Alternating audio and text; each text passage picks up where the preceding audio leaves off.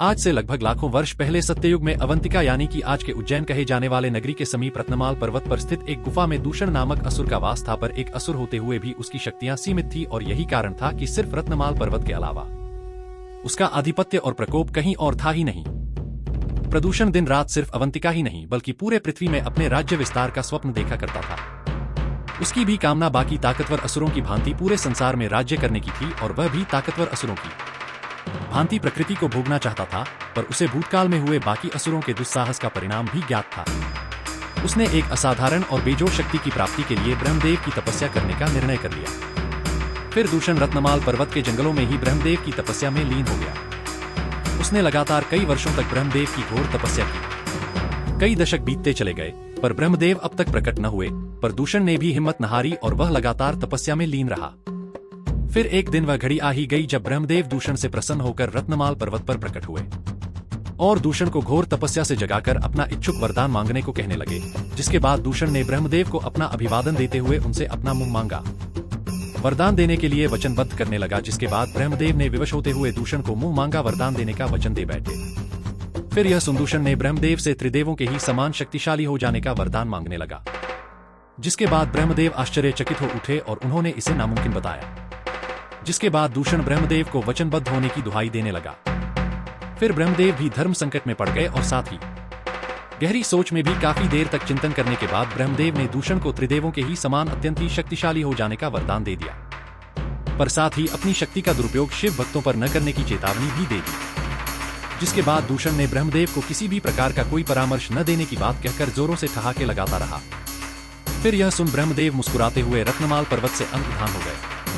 इसके बाद दूषण अपनी गुफा में वापस आकर तपस्या से प्राप्त शक्तियां का इस्तेमाल करते हुए अंधेरे में डूबे हुए अपनी गुफा को एक राजमहल में परिवर्तित कर सिंहासन में विराजमान हो गया और ठहाके लगाता हुआ अपनी मायावी ताकत से हजारों की संख्या में आसुरी योद्धाओं को उत्पन्न करने लगा। साथ ही दूषण उन विशाल आसुरी सेना के लिए अवंतिका नगरी समेत आसपास के सभी अलग अलग राज्यों पर एक भयावह हमला कर अपने राज्य का विस्तार करना शुरू कर दिया।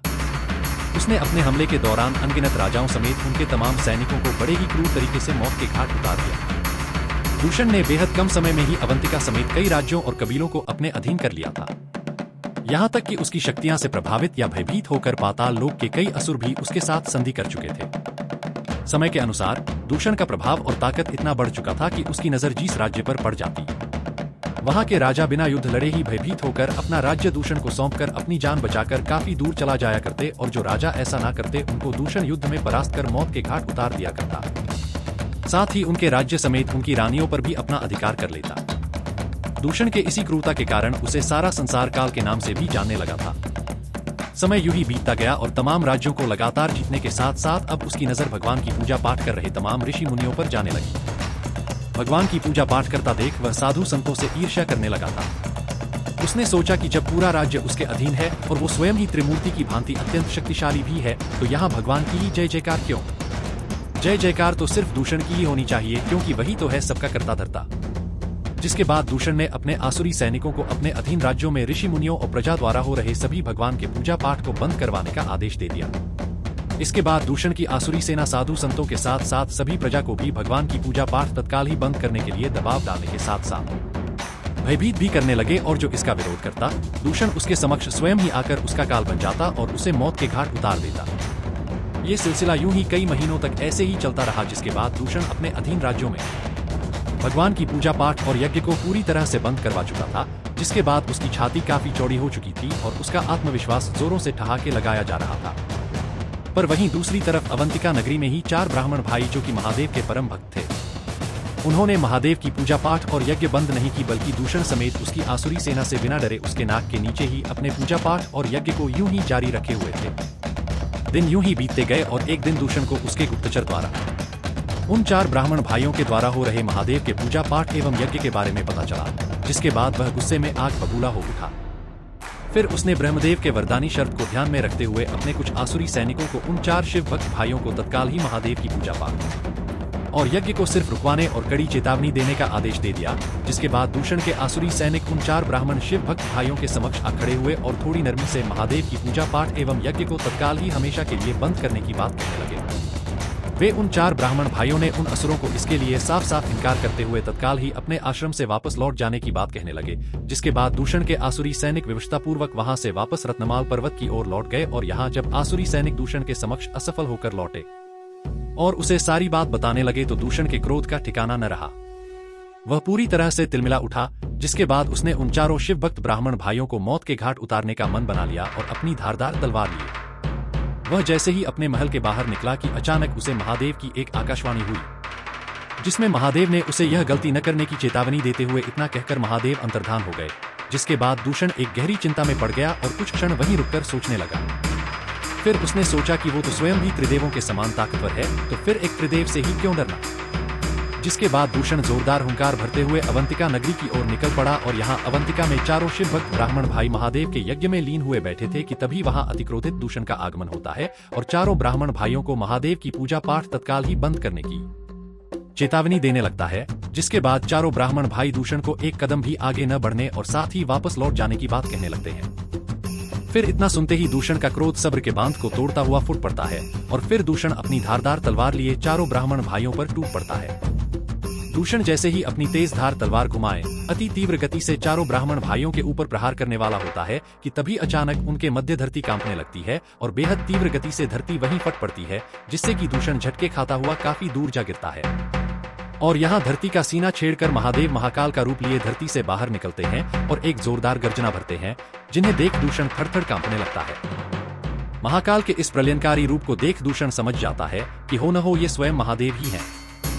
जिसके बाद दूषण अपने वरदानी शक्ति का इस्तेमाल करते हुए लाखों की संख्या में आसुरी योद्धाओं को प्रकट करने लगता है। जिसके बाद तमाम असुरी योद्धा महाकाल के ऊपर घात लगाते हुए एक साथ मिट उठ पड़ते हैं। पर महाकाल के प्रचंड प्रहार के समक्ष दूषण के लाखों आसुरी योद्धा भी कम पड़ने लगते हैं। महाकाल बेहद तीव्र गति से अपने त्रिशूल से ही तमाम असुरों को मौत के घाट उतारने लगते हैं। महाकाल के प्रचंड प्रहार से पूरी आसुरी सेना के साथ साथ धरती भी थर्रा उठती है। यह देख दूषण काफी क्रोधित पर भयभीत भी होने लगता है, पर फिर भी दूषण हिम्मत नहीं हारता, बल्कि वह अपनी वरदानी शक्ति का इस्तेमाल करते हुए तमाम असुरों को महाकाल के समक्ष प्रकट करता जाता है, जिन्हें कि महाकाल मौत के घाट उतारते ही जाते हैं। कई असुर तो महाकाल को देख धड़ धड़ कांपते हुए अपनी जान बचाकर अलग अलग दिशाओं में भागने लगते हैं, पर ज्यादातर असुर महाकाल के हाथों मारे ही जाते हैं।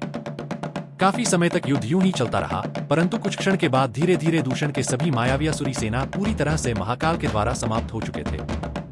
साथ ही दूषण की वरदानी शक्ति ने भी अब असुरों को लगभग प्रकट करना बंद ही कर दिया था, पर फिर भी दूषण का अहंकार अब तक शेष रह गया था। जिसके बाद दूषण ने कोई और मार्ग न देखते हुए महाकाल से स्वयं ही टकराने का मन बना लिया और फिर दूषण गरजता हुआ अपनी धारदार तलवार लिए महाकाल पर टूट पड़ा और महाकाल पे अपने तलवार से जोरदार प्रहार करने लगा। पर महाकाल ने उसके हर प्रहार का जवाब अपने त्रिशूल से देते हुए दूषण को अपने एक ही मुक्के के प्रहार से काफी दूर फेंक दिया और फिर महाकाल हवा में काफी तीव्र गति से उछलते हुए धरती पर पड़े कराह रहे दूषण के समक्ष खड़े हुए और अपने क्रोध की प्रचंड तेज अग्नि से दूषण को वहीं जलाकर भस्म करने लगे। फिर कुछ क्षण के बाद दूषण का शरीर पूरी तरह से भस्म के रूप में परिवर्तित हो चुका था, जिसे कि महाकाल ने अपने पूरे शरीर में सुसज्जित कर लिया। दूषण के शरीर के भस्म को सुसज्जित करने के कुछ क्षण के बाद ही तीव्र क्रोधित महाकाल शांत होते हुए महादेव के रूप में वापस से आने लगे।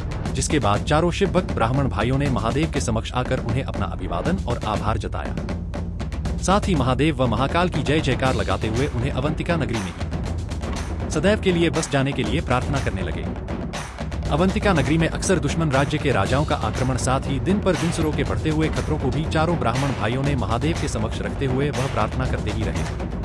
जिसके बाद महादेव ने अपने 4 भक्तों से बेहद प्रसन्न होते हुए उनके समक्ष एक दिव्य ज्योतिर्लिंग को प्रकट कर वहीं स्थापित कर दिया। जिसके बाद महादेव ने इस दिव्य ज्योतिर्लिंगों के होते हुए पूरे अवंतिका नगरी के ऊपर किसी भी प्रकार का कोई आंच न आने का आश्वासन देते हुए वहां से अंतर्धान हो गए। फिर 4 ब्राह्मण शिव भक्त भाई खुद को और पूरे अवंतिका को बेहद भाग्यशाली समझते हुए सभी अवंतिका वासियों को साथ में लिए उस दिव्य ज्योतिर्लिंगों की पूजा पाठ आरंभ कर दी और साथ ही उस ज्योतिर्लिंगों को एक नाम भी दे दिया जो कहलाया महाकाल।